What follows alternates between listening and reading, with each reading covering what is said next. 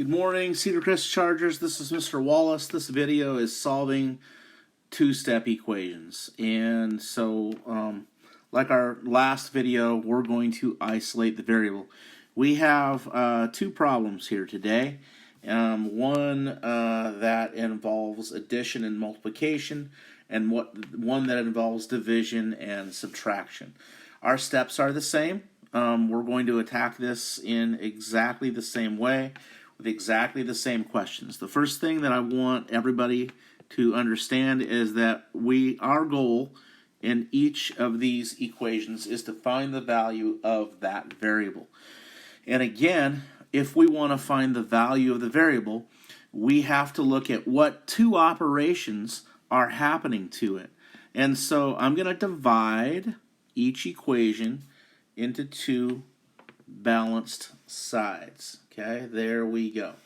All right, there we are. So we have two sides to this equation. We're going to work on the left. And so as you can see, we have this expression, 1.5x plus 15. And as we look at the x, okay, we can clearly tell that there's two numbers next to it. What is the 1.5 doing? The 1.5 right here is multiplying the x, and this 15 is added. There's two operations. The operations are multiplication and addition. And so what we're going to do is we're going to do inverse processes, inverse operations. There's two numbers we have to get rid of. The 15 or plus 15 and the 1.5. We have to get rid of those or cancel those out, remove them from the x. We have to isolate the variable. That being said, how do we go about doing that? So, pretty simple. We use a reverse PEMDAS. We do that in reverse.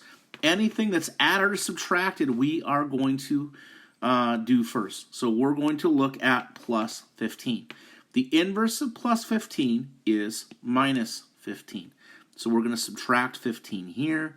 We're going to subtract 15 here. Now it's important at this stage that we balance our equations. 15 minus 15 is 0. We can go ahead and cancel that out.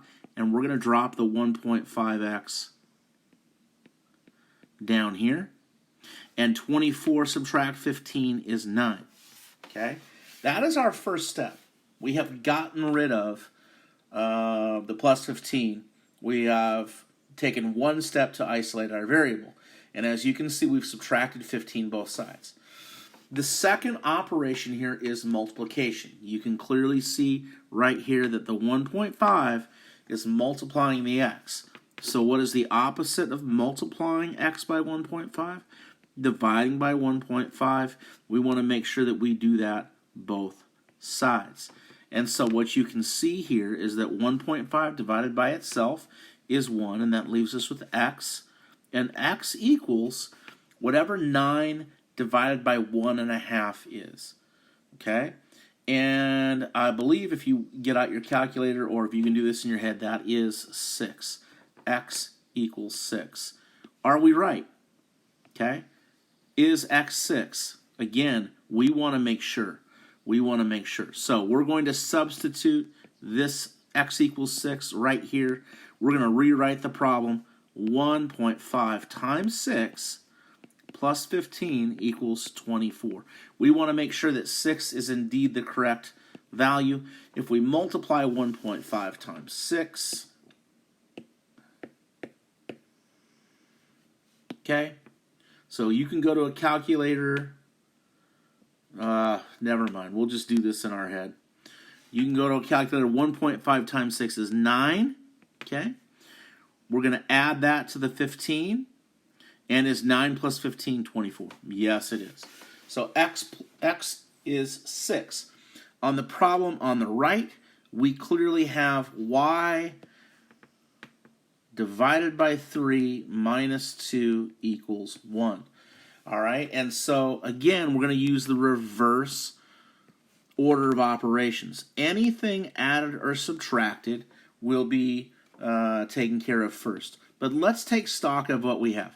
We have a variable, and there's two operations that I see happening here. I see two things. I see divided by 3 and I see minus 2, right? So there's your divided by 3 and minus 2. The inverses of that are this.